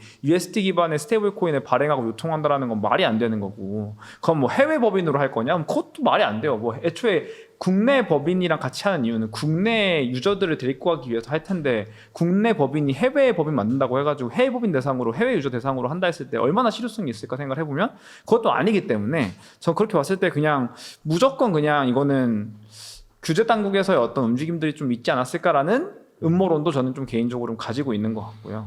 두 번째로는 아까 알렉스님 말씀하신 것처럼 저는 이제 레이어 제로를 좋아하는 이유는 레이어 제로는 저는 실효성이 없는 MOU는 거의 안 맺는다고 생각을 하거든요. 그게 아시아든 글로벌이든 실제로 같이 일하는 회사들과 MOU를 맺기 때문에 저는 굉장히 좋아하는데 저는 어떤 회사인지는 말은 안 하겠습니다만 저는 그냥 MOU만 엄청나게 맺고 아무것도 안 하는 회사들이 너무 많은 것 같아요. 저는 그래서 그런 회사들은 정말 반성을 해야 된다. 항상 저는 그래서 어떤 회사의 웹사이트 들어가 보면 로고가 되게 화려해요. 뭐 삼성 있고 SK 있고 다 있어요. 그런데 이 회사랑 도대체 뭘 하는지를 모르겠는 거예요. 실제로 한 것도 없고. 삼성폰 쓴대요. 그러니까 그런 거잖아요. 네. 저는 그러니까 굳이 회사 웹사이트에다가 로고를 받고 이걸 허락을 받은 건지 안 받은지 모르겠지만 그렇게 해가지고 과연 신뢰성을 얻을 수 있느냐. 저는 그런 거 할 바에는 일 하나라도 더 잘해서 본인들이 정말 잘한다는 걸 증명을 하면 좋은데 항상 어디랑 MOU 맺었다. 기사 내고 PR하고. 트럼프잖아요. 그렇죠. 이란이랑 MOU 맺었다. 그러니까 항상 이 PR만 너무 중요하게 생각하는 이 작금의 어떤 상황은 좋지 않다. 그래서 맨날 이 업계가 이렇게 저평가 받고 욕먹는 이유도 맨날 보여주기 식으로만 PR하고 실질적인 딜리버리는 안 되기 때문이라고 저는 개인적으로 생각을 하거든요. 그래서 리서치 업체면 저 같은 경우는 리서치 업체면 리서치를 해야죠. 글을 내야죠. 글도 많이 내고 글도 많이 쓰고 해야죠. 그러니까 그런 것들이 이제 실질적으로 일어나야 되는 거고 뭐 파트너십을 맺는다고 하면 그 사람들과 뭘 해서 공동 발간을 하든지 아무것도 안 하면서 계속해서 PR 하는 거는 저는 그렇게 긍정적이지 못하고 그런 거에 어떻게 보면은 또 속아 넘어가가지고 뭐 같이 하려고 하는 그런 사람들도 반성을 해야 된다. 네, 그런 생각을 좀 하죠. 근데 이거는 사실 우리 업계뿐만 아니라 기본적으로 뭐 스타트업 관점에서도 예전에 그런 로고 플레이라고 하죠. 마치 그 레이싱카의 차에 막 다닥다닥 F1 차에? 로고가 붙어 있는 것처럼 그런 로고로 휘황찬란하게 잠재 고객이라든지 파트너사라는 투자자들을 그렇게 어찌 보면 이제 매력을 하려고 하는 플레이는 이제 지났다라고 저는 생각을 하고 그 아까 이제 스티브님 말씀하신 것 중에 이 업계가 좀 성숙하기 위해서는 그러니까 이런 얘기도 한번 들었었어요. 어떤 기업이 이제 뭐 행사를 여는데 누가 거기에 뭐 참여한다라고 그냥 구두상으로 이야기를 했는데 바로 그냥 그 로고를 홈페이지에 박은 거예요. 그렇죠. 그러니까 이런 건 저는 뭐 크립토고 자식으로 떠나서 그치. 그냥 프로페셔널하게 일을 하려면 이런 거는 그만해야 된다. 네, 그래서 이제 우리 업계가 조금 더 단단해지고 좀 더 성숙해지려면 좀 더 프로페셔널하게 일을 하는 문화와 또 그런 업력을 가지신 분들이 더 이 업계에 뛰어들어서 이제 저희처럼 아직 잘 모르고 또 부족한 부분들을 또 채워주는 그런 좀 건전한 산업의 어떤 성장이 좀 필요하지 않나라고 생각을 합니다. 이 OUSD 사건을 좀 보면서. 네. 그래서 MOU 얘기 나와서 그런데 여기서 이제 다음 토픽으로 피봇을 하기 좋은 것 같아요. 이제 토큰 얘기가 나옵니다. 이제 토큰이라는 게 이제 여기서 하고 싶은 얘기 이제 최근에 나온 이 베니스 토큰에 관한 이야기죠.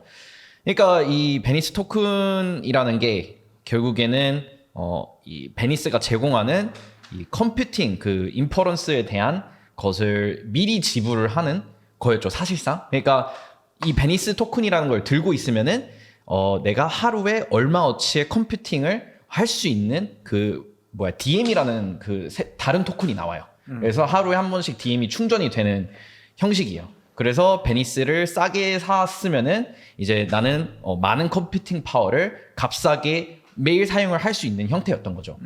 근데 이제 무슨 일이 일어났냐? 베니스가 토큰과 에쿼티 투자를 같이 받았다.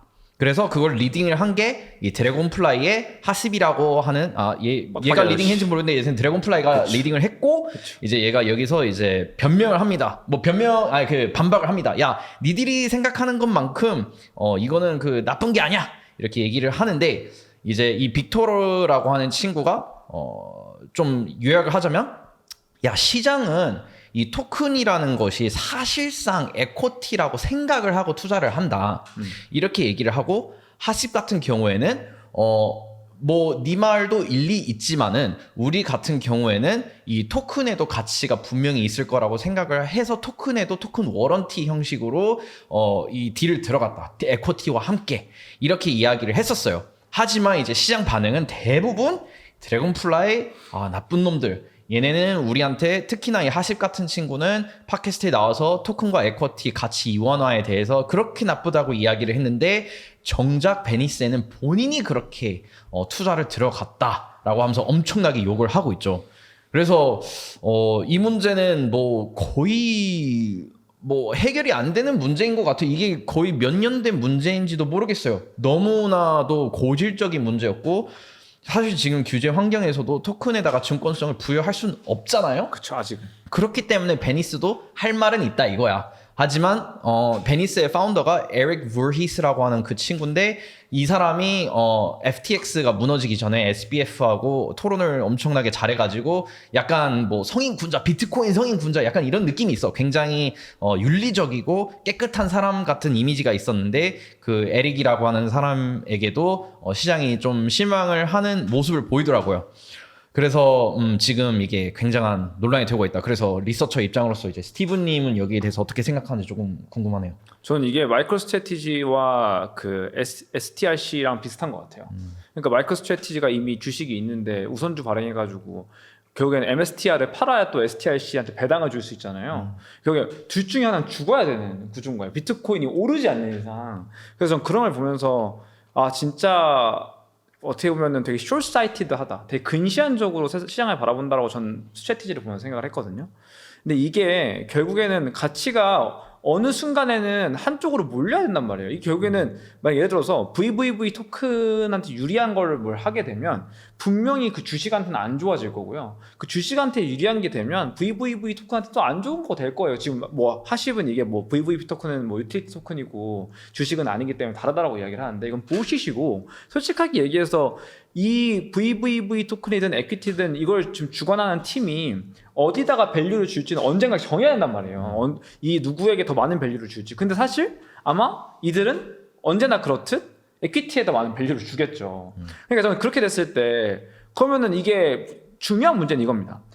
에퀴티든 토큰이든 중요한 건 아닌데 이 에퀴티가 똑같이 대중들에게 액세스가 있었냐, 접근권이 있었냐면 없었잖아요. 지금 그러니까 이게 논란인 거예요. 그러니까 에퀴티냐 토큰이냐 중요하지 않고 정말로 에퀴티든 토큰이든 만약에 똑같은 사람에게 똑같은 공평한 기회부여를 했고 똑같이 접근성을 줬다면은 아마 이만큼 논란이 되지 않았을 텐데 VC들한테는 특권을 부여하면서 에퀴티만 팔아 넘기고 또 에퀴티 플러스 토큰 워런트까지 줘버리고 일반 퍼블릭한테는 토큰 세일 해가지고 그냥 토큰 팔아버리고 이래놓고선 갑자기 이거 두 개는 엄연히 다른 자산이라고 얘기를 하는 게 과연 대중들은 얼마나 이걸 긍정적으로 받아들일 수 있느냐 해보면 전 절대로 받아들일 수 없다고 생각을 하거든요. 저는 그래서 결국 둘 중에 하나다. 그냥 하나만 밀고 가든지 아니면은 두 개를 다 하더라도 똑같은 사람들에게 공평한 기회를 줘서 이 사람들에게 선택하게끔 만드는 거밖에 없어요. 지금 상황에서는. 그런데 어쨌든 이번에는 그렇게 하지 않았고, 저희가 크립토를 좋아했던 이유, 비트코인을 좋아했던 이유, 이더리움을 좋아했던 이유는 사실 이런 굉장히 훌륭한 자산에 VC들과 똑같은 기회권을 접근받았기 때문이고, 하이퍼리퀴드가 그렇게 유명해졌던 이유도 VC들이 하이퍼리퀴드 쟤한테 가가지고 야 너희 토큰 사고 싶어라고 얘기하면 걔네들이 뭐라고 하냐면 야 너희 스팟에서 사 이렇게 얘기하잖아요. 그 철학이 사실 사람들은 좋아서 하이퍼리퀴드의 에토스를 믿고 가는 거고, 이 이더리움 같은 경우도 ICO를 한 이유가 그거잖아요. VC든 개인이든 똑같이 ICO 해가지고 이더리움 받아라였고, 비트코인이야 말할 것도 없고, 그런 공평성의 접근권을 원하는 건데 지금 어찌됐든 지들은 에퀴티 그냥 싼 가격에 프라이빗으로 들어가가지고 사놓고서는 지금 VVV 토큰 가지고 있는 사람들이 그거 가지고 뭐라고 하니까 이건 엄연히 다른 거니까 너희들은 좀 바보야, 너희들은 지금 이걸 모르고 있어라고 이야기를 하고 타이르는 것 자체가 전 너무 지금 이 크립토 벤처 캐피탈리스트들이 너무 가부장적이고 너무 지금 권위주의적이지 않나? 계속 리테일들을 가르치려고 들고 계속 리테일들한테 넌 틀렸다고 얘기를 하고 계속 지금 보면 하신 나와서 지금 팟캐스트 하는 것도 좀 가르치는 거예요. 이거 아니고 이거 밸류 있고 어쩌고 얘기를 하는데 부시시잖아요. 그냥 본인의 이해관계를 지금 변호하기 위해서 지금 이렇게 얘기를 하는 거고, 또 본인은 여태까지 이 토큰 이원화의 문제에 대해서 비판적으로 얘기했음에도 불구하고 지금 와가지고 또 불시시라고 얘기하는 것 자체가 그냥 본인 이해관계를 지금 대변하는 거에 불과하다고 저는 생각을 하기 때문에 전 이런 걸 보면 항상 아직까지 이 업계가 왜 성장하지 못하는지에 대해서는 명확하게 좀 있는 것 같다. 그런 생각이 들죠. 저는 그 생각도 들더라고요. 나한테 이 기회가 들어온다면 나는 이걸 투자를 할까? 저는 할 것 같아요. 이거라는 네. 거는 주식 그 VC가 들어갔던 형식으로. 아 그죠? 네, 지분 그래서 투자에 코인이 아니라. 네, 지분과 코인 둘 다. 네, 지금 둘 다 했으니까. 네. 드래곤플라이. 그래서 저는 이거를 보면서 이제 하십의 영상도 저는 끝까지 다 봤는데 일리는 있어. 이 사람이 이제 말빨이 너무 좋아. 아, 진짜 말 잘한다. 그래서 일리가 있긴 있어. 그래서 저는 빅토르와 하십의 의견을 둘 다 막 완전 다 막 둘 다 틀린 말은 아니야.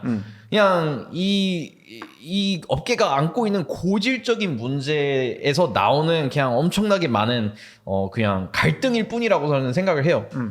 근데 이게 해결이 될 기미가 보이려면은 결국에는 토큰이 증권화가 돼야 되는데 안 되잖아. 그쵸. 그러니까 근본적인 문제 자체가 해결이 안 되기 때문에 여기에 대해서 이렇게 막 사람들이 당연히 분노해야 되는 것도 맞는데, 그리고 VC 이런 하십 이런 사람들한테 비판적으로 하는 것도 다 이해가 되는데, 제 생각에는 사실 트럼프 이런 놈들한테 그 칼날을 들이대야 되는 것 같아요. 얘가 트럼프가 우리 여기서 한번 잠깐 보시죠. 이 트럼프 이 자식이 여기 있는 모든 크립토 기업들보다 트럼프가 돈을 더 많이 벌었어요. 코인베이스가 사실 크립토에서 제일 큰 기업 중 하나인데 제일 큰 기업. 트럼프가 코인으로 돈을 더 많이 벌었어. 말이 돼요 이게? 그러니까 이 작금의 상황이, 세상의 우두머리라고 하는 놈이 자기의 가족과 자기의 친지들, 자기의 이 파티, 자기의 그 사람들을 이용해서 돈을 오지게 해먹고, 그것도 합법이 굉장히 그레이 에리어에서 그걸 다 헤쳐먹고, 이런 것 때문에 이제 민주당이 야 이거 이해관계 상충 때문에 크레디티 법안 이거 다시 생각해봐야겠는데, 아니 그러면은 우리가 지금 이 꼴이 일어난 게 이 베니스의 이런 여러 가지 갈등이 일어나고 있는 상황 자체가 저 트럼프 얘 탓이 좀 큰 것 같다라는 좀 생각이 좀 많이 들어요. 너무 좋은 포인트예요. 네. 뭐 저는 근데 그 트럼프 관련해서는 그러니까 뭐 트럼프를 절대 옹호하는 건 전혀 아니지만, 특별히 트럼프가 나쁜 게 아니라 이건 전 되게 슬프다고 생각하는데, 제가 이렇게 인식하는 건 전 이거 되게 슬픈 현상을 생각해요. 기본적으로 정치인이 원래 자기이 먼저인 사람이라고 저는 인지를 하는 것 같거든요. 개인적으로 일단 존경하는 정치인이 거의 없는 것 같고, 제가 살면서 그러니까 투표권을 행사를 한 이후부터 특히 더더군다나, 뭐 이거는 한국뿐만 아니라 내가 정치인이라고 생각했을 때, 그 politics를 내가 생각했을 때 정말 공공의 이익이라든지 전환 정책이라고 연관지을 만한 사람을 저는 떠올리기 어려운 것 같거든요.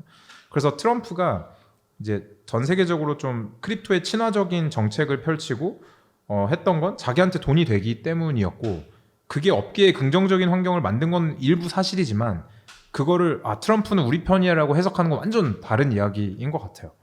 그래서 약간 어쩔 보면은 우리가 트럼프를 믿었던 건, 그러니까 믿는다 하면 뭐 트럼프가 되게 크립토에 친화적인 정책을 펼치니까 비트코인이 떡상할까, 예를 들어서 그거는 우리가 믿고 싶었기 때문이지 않았을까, 가장 큰 거.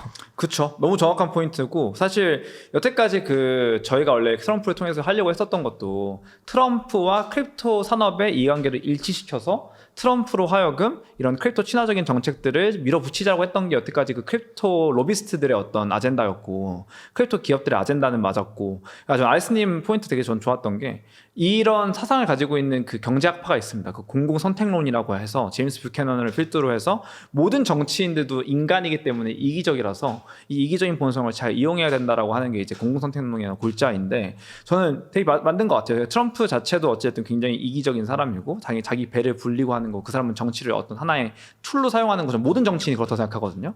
그랬을 때 그걸 잘 이용했었어야 되는데, 트럼프가 우리가 생각했던 것보다 너무 더 탐욕스러운 거야. 이 사람은 그냥 애초에부터 기업인이었기 때문에 우리는 그냥 적당히 헤쳐먹고 말겠지라는 생각을 하고서 이해관계를 일치시켰는데, 이 새끼는 갑자기 막 밈코인을 내고 막 다 등쳐먹고 지 아내 아들 두 개 냈어. 네, 난리가 났죠. 저는 그러면서 그 작금의 상황을 보면서 이거 뭔가 잘못됐다. 이거 내가 생각했던 건 이게 아니었는데, 주영님이랑 나랑 팟캐스트에서 맨날 막 트럼프 됐다 하면서 막 자화자찬을 하고 막 했는데, 이 정도로 헤쳐먹을 줄 몰랐던 거지. 난 적어도 그냥 조금 헤쳐먹을 줄은 알았어도 이 정도까지 그냥 대놓고 헤쳐먹을 줄은 몰랐기 때문에, 사실 좀 뭔가 게리 겐슬러가 좀 그리워지는 밤이다. 그러니까 그 말을 좀 자주 했던 것 같아요. 저도 최근에 게리 겐슬러가, 그러니까 봄이 떠나고서야 그게 뭘 어떻게 하지? 그 말이 뭐였지?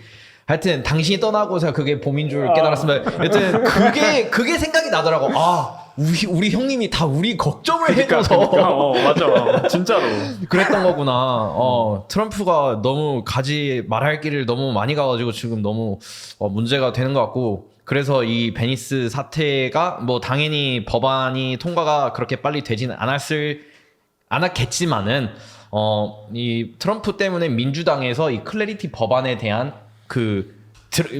반대를 그렇게 하지 못했을 거예요. 트럼프가 그쵸. 그렇게 그럼요. 안 했으면 그럼요.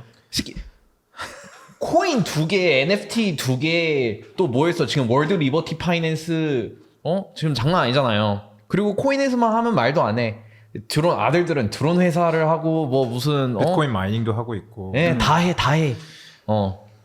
장난 아닙니다. 저는 이제 다시 이제 베니스로 돌아와서 이 핵심은 법적 비대칭이지 않나? 그러니까 내가 주식을 보유하고 있으면은 계약서랑 법적 권리라는 게 있잖아요. 근데 토큰 홀더들한테 결국 돌아오는 거는 파운더든 팀이 trust me bro, we'll keep buying and burning. 그냥 이걸 믿고 그냥 계속 홀드를 하는 거잖아요. 그리고 솔직히 코인을 사는 사람 입장에서는 어쨌든 그냥 차익 실현을 위해서 사는 게 대부분인 거고. 그죠. 베니스가 저는 좀 특이한 거는 베니스 AI라는 서비스가 혹시 뭐 구독자가 지금 그래도 제가 한 4명이라고 조크를 하려고 했는데 90명 벌써 지금 100명 네, 육박하는 그럼요. 왠지는 모르겠지만 아무튼 너무 감사한 우리 시청자분들이 모르실 수 있겠지만 베니스 AI는 이제 우리가 지금은 메일처럼 쓰는 챗GPT나 제미나이 같은 서비스와는 다르게 검열이 이제 없다. 그렇죠? 그러니까 그 LLM이 제공하는 컨텐츠에도 검열이 없고 내가 계속 검색을 하는 기록도 회사에 저장이 안 된다라는 컨셉으로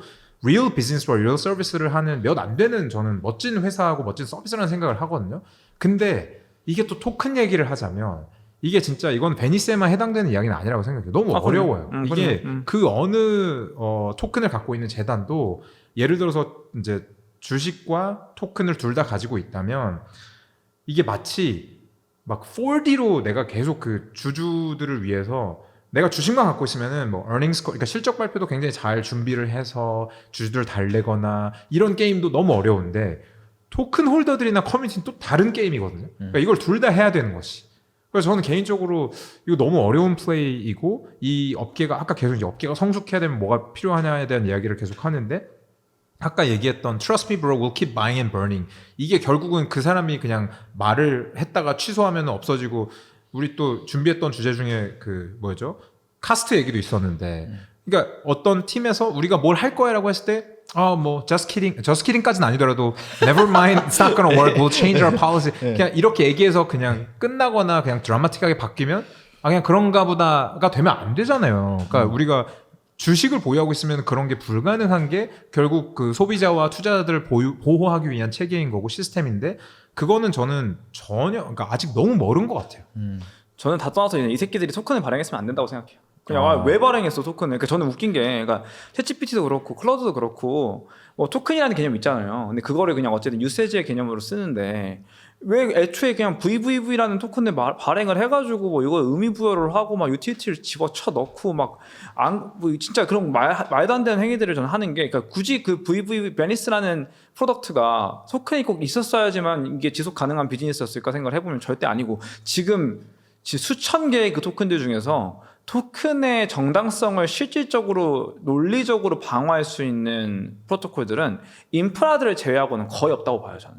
그러니까 앱들은 사실 진짜로 말 그대로 토큰을 발행할 이유가 전혀 진짜 하등의 이유도 없는 애들이고, 그나마 이제 인프라들은 당연히 인프라를 설계하기 위해서 인센티바이즈를 해야 된다는 명분이야 있겠지만 지금 대부분의 앱들은 저는 왜 이걸 발행했는지도 모르겠고, 그러니까 저는 이게 웃긴 거예요. 법적으로 이게 토큰 발행과 주식 발행을 다 같이 해야 된다라는 스트럭처를 이해했어. 그러면 본인들이 정말로 그 투자자들을 기반하고 싶지 않고 정말로 이 시장이 잘 되길 바란다면은 토큰을 애초에 굳이 발행하면 안 되는 거는 맞아요. 근데 이제 애초에 그냥 본인들이 펀드레이징 하기 쉽고 덤핑하기 쉽고 이러니까 그냥 토큰을 발행을 해버리고 임의적으로 시장에 팔아버리는 건데, 전 이런 상황도, 그러니까 물론 저는 이런 작금의 상황이 이제 트럼프에게도 전가가 될 수 있지만 그냥 지금 뭐 모든 걸 알면서도 계속해서 이 플레이를 하고 있는 이 플레이어들도 반성해야 된다. 네.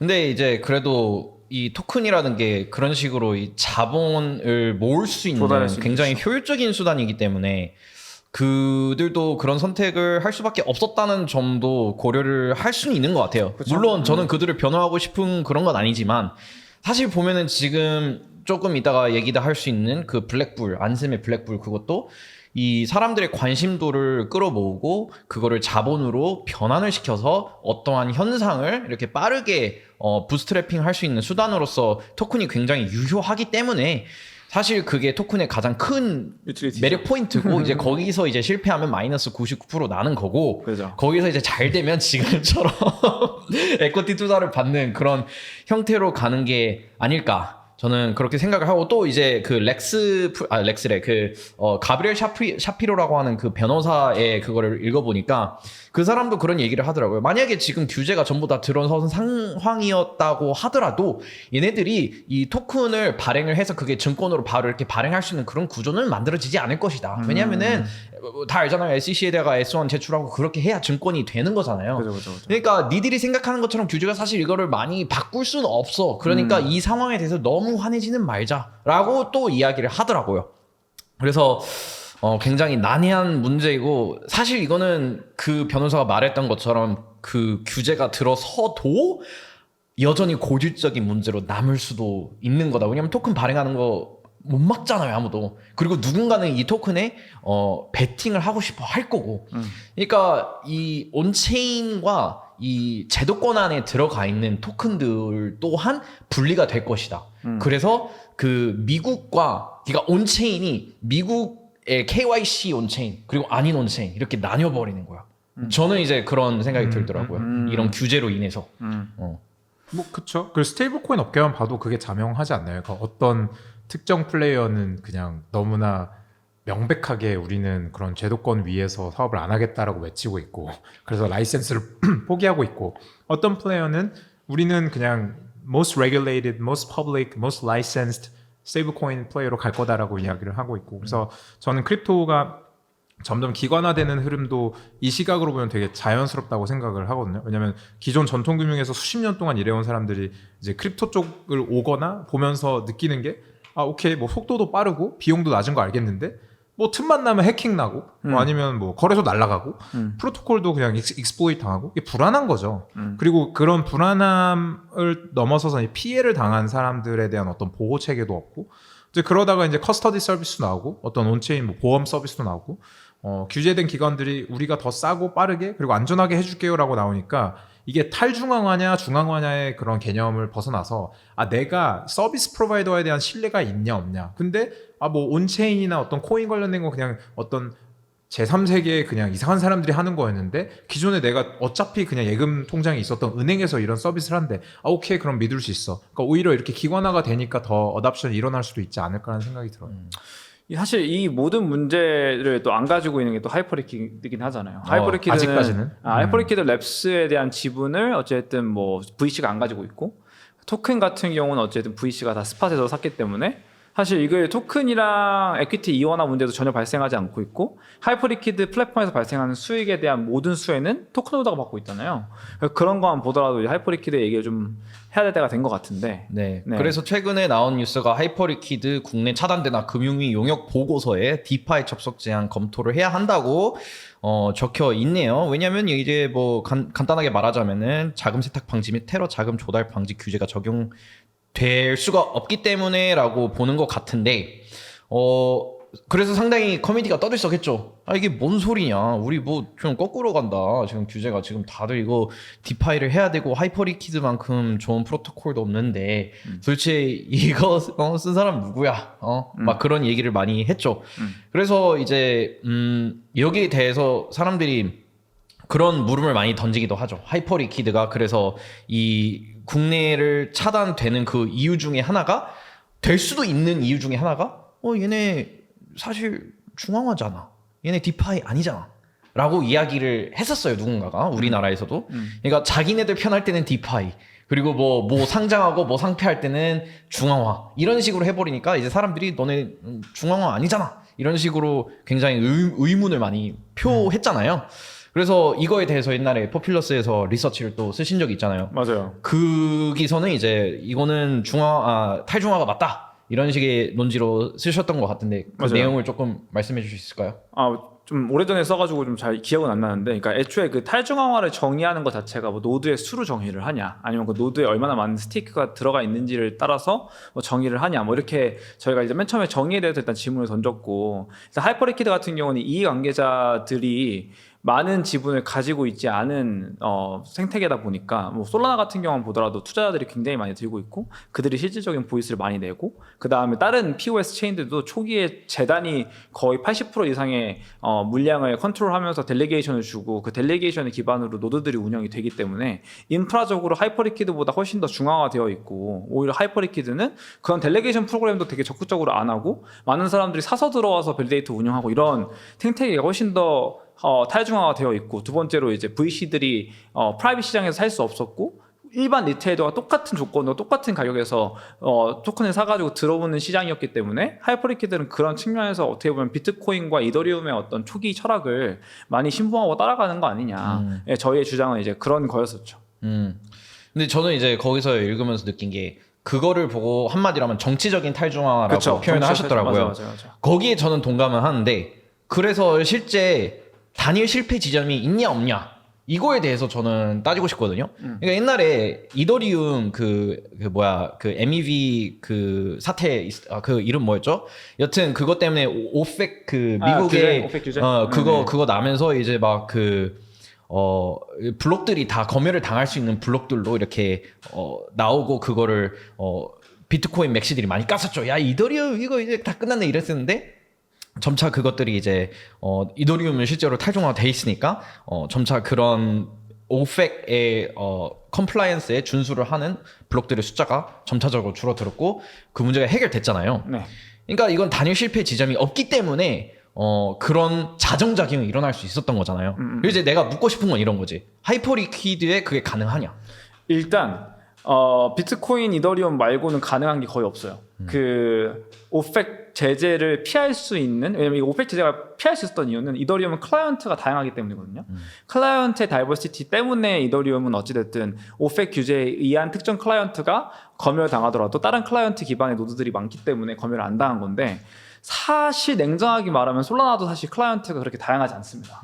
그래서 뭐 수이야 단일 클라이언트고, 그러니까 수이도 웃겨요. 그러니까 수이도 수이 되게 좋아하고 수이랑 같이 일을 하고 있지만 노드는 한 120여 개가 된다고 해도 클라이언트는 단일 클라이언트에서 의존하고 있기 때문에 실질적으로 검열이든 뭐든 그냥 이 단일 클라이언트만 규제를 하면 사실상 검열이 가능한 구조거든요. 그래서 결국에는 노드의 수는 그렇게 중요하지 않은 것 같아요. 그래서 저는 하이퍼리퀴드 얘기해도 하이퍼리퀴드 너희 뭐 노드 뭐 40개밖에 없잖아 이렇게 얘기하는데, 사실 40개든 400개든 4000개든 4만 개든 결국에는 단일 클라이언트 위에서 돌아가는 체인은 어떠한 방식으로도 규제가 당할 수 있고 검열 당할 수 있다. 근데 그렇게 봤을 때 그 오펙 규제를 피할 수 있는 건 아마 제가 봤을 때 비트코인이랑 이더리움이 거의 사실상 유일하지 않을까? 그 다음에 아마 지금 그래도 조금 이제 솔라나 같은 경우는 뭐 슬로우 댄서라든지 파이어 댄서라든지 뭐 다양하게 이제 뭐 지토 스토리라든지 다양하게 나오고 있어요, 클라이언트들이. 근데 이것도 사실 아직까지 이더리움에 비해서는 어마어마하게 부족한 클라이언트 수기 때문에 저는 그래서 하이퍼리퀴드가 탈중화가 아니라면 지금 현존하는 모든 인프라들, 뭐 칸톤을 비롯해서 모든 인프라들은 다 중앙화예요. 그러면 결국엔 탈중앙화로 불릴 수 있는 것들은 굉장히 극소수에 불과하다. 그래서 결국에는 어떠한 방식으로 우리가 탈중앙화를 볼 수 있느냐에 따라서 조금 다를 것 같다. 네, 저는 그렇게 생각하죠. 그래서 저는 뭐 이게 뒤집어 보면 아까 이제 뭐 신뢰랑 좀 연관이 되어 있는 것 같아요. 그러니까 누가 어떤 게 중앙화되냐, 어떤 게 탈중화에 대한 정의보다는 그러니까 금융위 입장에서는 이게 관리 주체가 없으니까 차단해야 된다라고 논리를 펼치고 있는 것 같은데, 이게 결국은 신뢰 문제라고 생각이 되는 게, 그러니까 국가 입장에서 문제가 생겼을 때 책임을 물을 수 있는 누군가가 필요한 거잖아요. 그게 없으면 불안한 거고, 불안하면 차단부터 하고 싶어 하는 거고. 근데 아이러니한 거는 하이퍼리퀴드처럼 이제 팀이 실질적으로 개입이 가능한 구조라면 오히려 관리 주체가 있다라고 해석이 되고, 그럼 규제 대상이 되는 거잖아요. 그래서 중장기적으로는 저는 결국에 이 규제 대상이 되는 거는 피할 수 없는 게임이지 않나? 그러니까 말씀하신 것처럼 비트코인과 이더리움을 제외하면 규제 대상을 피할 수 있는 플레이는 전 불가능에 가깝다고 생각하는 주의인 것 같아요. 저 같은 경우에는 이런 거를 너무 야단 법석 떠는 것 같아요. 사실 약간 그 스티븐님이 하시는 그 표현 중에 하나가 가부장적이다라고 정부가 그렇게 얘기를 하잖아요. 맞아요.